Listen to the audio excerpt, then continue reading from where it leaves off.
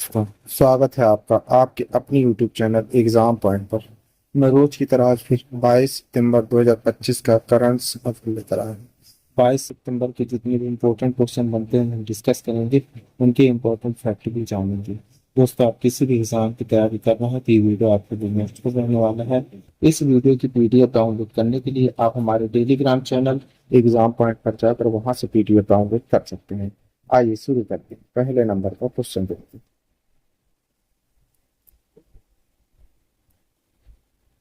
पहला क्वेश्चन देख लेते हैं। केंद्रीय मंत्री ने घोषणा की कि digital personal personal data production DPDP नियम अब अंतिम रूप दे दिए गए हैं। सही आंसर है बी, अश्वनी वैष्णव ने। की पॉइंट देखते हैं। केंद्रीय इलेक्ट्रॉनिक्स और सूचना प्रौद्योगिकी मंत्री अश्वनी वैष्णव ने घोषणा की कि लंबे समय से प्रतीक्षित डिजिटल पर्सनल डेटा प्रोटेक्शन नियम अब अंतिम रूप दे दिए गए हैं और शीघ्र ही प्रकाशित की जाएंगी। यह घोषणा इंडिया एआई इम्पैक्ट समिट 2026 के लोगों और गतिविधियों के अनावरण के साथ हुई, जहां प्रधानमंत्री नरेंद्र मोदी कार्यक्रम का उद्घाटन करेंगे। ये दोनों घटनाएं भारत के डिजिटल नियम और एआई नेतृत्व महत्वपूर्ण छलांग है। आइए दूसरे नंबर का क्वेश्चन देख लेते हैं। एशिया क्रेडिट्स कप इंडिया 2025 का आयोजन कहाँ किया गया है? सही आंसर है बी, हल्द्वानी में। की पॉइंट देख लेते हैं।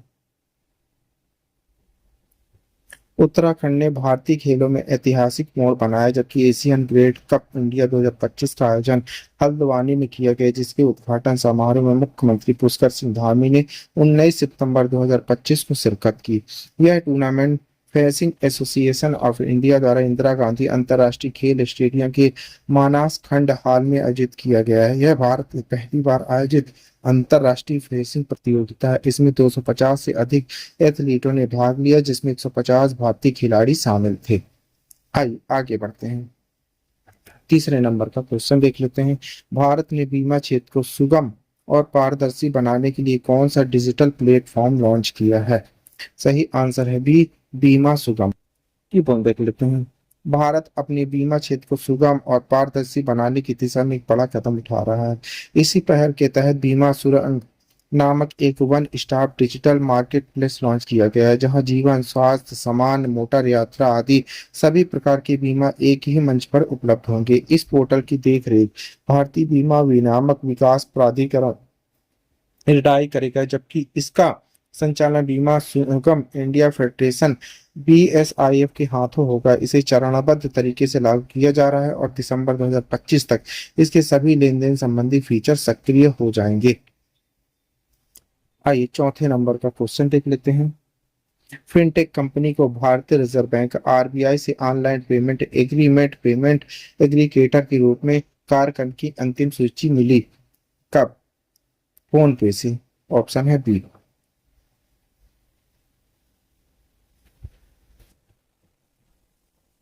की पढ़ लिखते हैं। भारत के डिजिटल भुगतान परिदृश्य में एक बड़ा नियामकीय पड़ाव दर्ज करते हुए फोन पे को भारतीय रिजर्व बैंक आरबीआई से ऑनलाइन पेमेंट एग्रीगेटर के रूप में कार्य करने की अंतिम स्वीकृति मिल गई। 19 सितंबर 2025 को घोषित अनुमति के साथ यह फिनटेक कंपनी अब विशेष रूप से सूक्ष्म, लघु और उद्यमों एसएमईएस को सुरक्षित स्केलेबल डिजिटल भुगतान समाधान उपलब्ध करा सकेगी। यह कदम वित्तीय समावेशन के क्षेत्र में फोन पे की भूमिका को मजबूत बनाता है, खासकर उन छोटे कारोबारों के लिए अब तक सहज ऑनलाइन भुगतान ढांचे से वंचित है। आइए पांचवें नंबर का क्वेश्चन देखते हैं। 1965 के भारत युद्ध की 60वीं वर्षगांठ पर कार्यक्रमों का आयोजन किस मंत्रालय द्वारा किया जा रहा है? सही आंसर है सी, रक्षा मंत्रालय के द्वारा। की पढ़ने भारत ने 1965 के भारत पाकिस्तान युद्ध की 60वीं वर्षगांठ सोमनिटी गौरवपूर्ण रूप से आयोजित किया, जो देश के सैन्य इतिहास का एक महत्वपूर्ण मोड़ है। यह माह 6 दशकों का प्रतीक है, जब भारतीय सशस्त्र बलों के वीर प्रयासों ने रणनीतिक विजय हासिल की और देश की संप्रभुता की रक्षा के प्रति संकल्प को मजबूत किया। यह अवसर पर रक्षा मंत्रालय द्वारा एक श्रृंखला कार्यक्रम आयोजित किया जा रहा है, जिसमें उन सभी को सम्मानित किया जाए जिन्होंने युद्ध में संघर्ष किया, कष्ट उठाया और विजय प्राप्त की है। आइए छठे नंबर का क्वेश्चन देख लेते हैं। T20 अंतर्राष्ट्रीय क्रिकेट में 100 विकेट लेने वाले पहले भारतीय गेंदबाज कौन बन गए हैं? सही आंसर है डी, अर्शदीप सिंह। अर्शदीप सिंह ने इतिहास रचते हुए अपना नाम रिकॉर्ड पुस्तकों में दर्ज कर लिया। वे टी20 अंतर्राष्ट्रीय क्रिकेट में 100 विकेट लेने वाले पहले भारतीय गेंदबाज बन गए। यह उपलब्धि उन्होंने 2025 एशिया कप में ओमान के खिलाफ भारत के अंतिम ग्रुप मैच के दौरान हासिल की, जब उन्होंने विनायक शुक्ला को आउट कर अपना 100वां विकेट लिया। उन्होंने यह मुकाबला सिर्फ 64 मैचों में हासिल किया, जिससे वे वैश्विक स्तर पर सबसे तेज गेंदबाजों में शुमार हो गए हैं। आइए 7वें नंबर का क्वेश्चन देख लेते हैं। महिला एवं स्व सहायता समूह SHG सदस्यों को पहचान पत्र जारी करने वाला भारत का पहला राज्य कौन सा बन गया है? सही आंसर है बी, तमिलनाडु। की पुण्यतिथि। तमिलनाडु ने जमीनी स्तर पर महिला सशक्तिकरण की दिशा में ऐतिहासिक कदम उठाते हुए महिला स्वयं सहायता समूह SHG सदस्यों को पहचान पत्र जारी करने वाला भारत का पहला राज्य बन गया है। यह पहल उप मुख्यमंत्री उदयनिधि स्टालिन ने 16 सितंबर 2025 को सालेम जिला के कपूरथल में शुरू की। इस दौरान 350 करोड़ रुपए के ऋण भी SHGS को वितरित किए गए हैं। 5 महीने पहले तिरुवनंतपुरम में आयोजित एक सरकारी कार्यक्रम में SHG सदस्यों ने सरकारी योजनाओं तक आसान पहुंच के लिए पहचान पत्र मांगी रखी। इसके बाद मुख्यमंत्री एम.के. स्टालिन ने 8 मार्च 2025 अंतर्राष्ट्रीय महिला दिवस को पहचान पत्र जारी करने की घोषणा की है। भाई 8वें नंबर का क्वेश्चन देख लेते हैं। जापान की ratings in investment information inc R&I ने भारत की foreign currency in euro rating को किस स्तर तक अपग्रेड कर दिया है? सही ऑप्शन है डी, ट्रिपल बी, लो से लेकर ट्रिपल बी। की पढ़ने भारत की आर्थिक स्थिति को मजबूती देते हुए जापान के रेटिंग इन्वेस्टमेंट इंफॉर्मेशन RN ने देश की फॉरेन करेंसी इन्वेस्टमेंट रेटिंग्स को ट्रिपल बी बढ़ाकर ट्रिपल बी प्लस कर दिया। आउटलुक को स्थिर स्टेबलस रखा। यह कदम भारत की मजबूत घरेलू मांग, संतुलित वित्तीय प्रबंधन, बेहतर बाहरी स्थिरता पर भरोसे से वो दर्शाता है। 2025 में भारत को तीसरा सॉवरेन क्रेडिट रेटिंग्स अपग्रेड मिला है।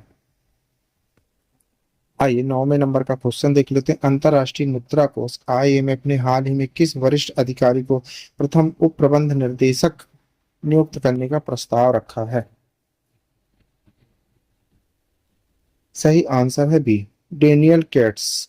की प्रमुखता अंतर्राष्ट्रीय मुद्रा कोष IMF के नेतृत्व परिवर्तन की बड़ी तैयारी चल रही है। प्रबंध निर्देशक क्रिस्टालिना जॉर्जिया ने अमेरिकी ट्रेजरी के वरिष्ठ अधिकारी डेनियल केट्स को IMF के प्रथम उप प्रबंधन निर्देशक यानी दूसरे सर्वोच्च पद पर नियुक्त करने का प्रस्ताव रखा। यदि IMF कार्यक्रम बोर्ड इसे मंजूरी देता है तो यह नियुक्ति 6 अक्टूबर 2025 से प्रभावी हो जाएगी। आइए 10वें नंबर का क्वेश्चन देख लेते हैं। भारत निर्वाचन आयोग ECI ने हाल ही में कितने पंजीकृत अप्रमाणीकरण राजनीतिक दलों रूपीस को सूची से हटा दिया है? सही आंसर है बी, 474।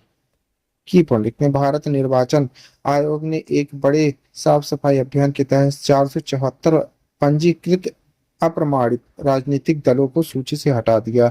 इन दलों पर निर्वाचन और वित्तीय नियमों का पालन न करने आरोप लगा। इस दूसरी कार्रवाई के साथ ही केवल 2 महीने अब तक 808 दलों को डिलिस्ट किया जा चुका है। यह कदम राजनीतिक भागीदारी, वित्तीय पारदर्शिता सुनिश्चित करने की दिशा में आयोग सख्त नीति को दर्शाता है। आइए 11 नंबर का क्वेश्चन देख लेते हैं।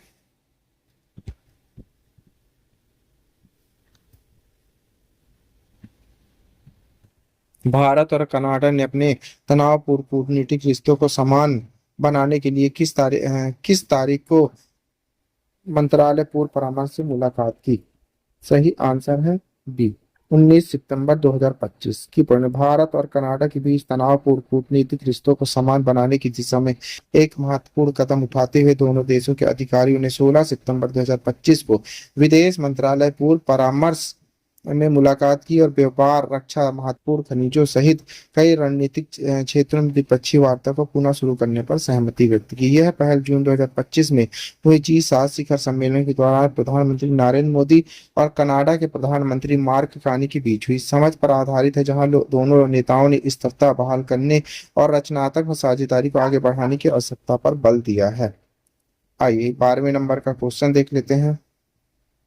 भारतीय फिल्म होम बाउंड को किस पुरस्कार के लिए भारत की आधिकारिक प्रविष्टि चुना गया है? सही आंसर है सी, ऑस्कर 2026 सर्वश्रेष्ठ अंतर्राष्ट्रीय फीचर फिल्म। की पूर्ण भारतीय सिनेमा के लिए गर्व का क्षण है कि नीरज खेवन की हिंदी फिल्म होम बाउंड को ऑस्कर 2026 98 अकादमिक पुरस्कार में सर्वश्रेष्ठ अंतर्राष्ट्रीय फीचर फिल्म श्रेणी के लिए भारतीय आधिकारिक प्रविष्टि चुना गया है। यह घोषणा कोलकाता में आयोजित प्रेस कॉन्फ्रेंस में चयन समिति के अध्यक्ष व वरिष्ठ फिल्मकार एन चंद्रा ने की 12 सदस्यीय जूरी ने 24 मजबूत दावेदार फिल्मों की समीक्षा के बाद सर्वसम्मति से यह चयन किया है। आइए 13 नंबर का क्वेश्चन देख लेते हैं। OIL और HCL के बीच यह साझेदारी किस राष्ट्रीय मिशन का हिस्सा है? सही आंसर है भी राष्ट्रीय खनिज सुरक्षा मिशन की पंडित भारत की खनिज सुरक्षा को मजबूत करने की रणनीतिक पहल के तहत oil India limited OIL, Hindustan copper limited HCL ने 19 सितंबर 2025 को एक समझौता ज्ञापन MOU पर हस्ताक्षर किए। इस समझौते का उद्देश्य विशेष रूप से तांबे और उससे जुड़े खनिजों की खोज और विकास को संयुक्त रूप से आगे बढ़ाना। यह साझेदारी भारत के राष्ट्रीय महत्वपूर्ण खनिज मिशन का अहम हिस्सा है, जिसका मकसद ऊर्जा उद्योग प्रतियोगियों के लिए आवश्यक कच्चे माल की आपूर्ति को सुनिश्चित करना है। आइए आगे बढ़ते हैं, 14 नंबर का क्वेश्चन देख लेते हैं। ऑयल इंडिया लिमिटेड OIL ने राजस्थान राज्य विद्युत नियामक RVUNIL के साथ किस प्रकार का समझौता किया है? सही आंसर है भी संयुक्त उद्यम समझौता की वर्णित भारत की स्वच्छ ऊर्जा परिवर्तन को गति देने के लिए oil India limited OIL, Rajasthan राज्य विद्युत उत्पादन लिमिटेड RVNI ने संयुक्त समझौता JVN हस्ताक्षर किए। इस साझेदारी के तहत राजस्थान के नवीनीकरणीय ऊर्जा पार्क में 1000 मेगावाट और सौर ऊर्जा और 200 मेगावाट पवन ऊर्जा की परियोजनाएं विकसित की जाएगी। तेल गैस कारोबार के लिए प्रसिद्ध ऑयल इंडिया नवीनीकरणीय ऊर्जा क्षेत्र में तेजी से कदम बढ़ा रहा है। RVU के साथ समझौता कंपनी के साथ सतत ऊर्जा पहलों में से एक है। आइए लास्ट क्वेश्चन देख लेते हैं, 15 नंबर। केंद्रीय औद्योगिक सुरक्षा बल CISF के नए महानिर्देशक किसे नियुक्त किया गया है? सही आंसर है बी प्रवीण रंजन जी को। प्रवीण रंजन 1993 बैच के IPS ACMQ कैडर को CIS का महानिर्देशक नियुक्त किया है। वे 1 अक्टूबर 2025 को पदभार ग्रहण करेंगे। 30 जुलाई 2025 को सेवानिवृत्त हो रहे रजविंदर सिंह भट्टी के उत्तराधिकारी होंगे। उनका कार्यकाल 31 जुलाई 2029 तक रहेगा। CISF हवाई अड्डों, परमाणु संयंत्रों, प्रमुख सरकारी प्रतिष्ठानों की सुरक्षा करता है। प्रवीण कुमार 1993 बैच के IPS पश्चिम बंगाल कैडर ITBP का महानिर्देशक नियुक्त किया गया है। वे भी 1 अक्टूबर 2025 को पदभार संभालेंगे। 30 सितंबर 2025 को सेवानिवृत्त हो रहे राहुल रसगोत्रा उत्तराधिकारी होंगे। उसका कार्यकाल 30 सितंबर 2030 तक रहेगा। ITBP हिमालयी क्षेत्र में भारत चीन सीमा की रक्षा करता है। आइए आपके लिए क्वेश्चन है, इसी क्वेश्चन का आंसर आप लोग को कमेंट्स बॉक्स में देना है। क्वेश्चन का आंसर आप लोग कमेंट्स बॉक्स में जरूर दीजिएगा। क्वेश्चन, भारत के मत्स्य पालन अवसंरचना को आधुनिक बनाने के लिए किस संगठन के साथ रणनीतिक साझेदारी की गई है?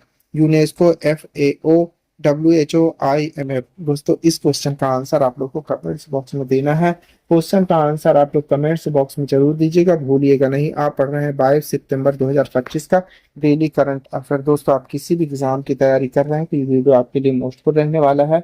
इस वीडियो के PDF डाउनलोड करने के लिए आप हमारे टेलीग्राम चैनल एग्जाम पॉइंट पर जाकर वहां से PDF डाउनलोड कर सकते हैं। Thank you for watching my video.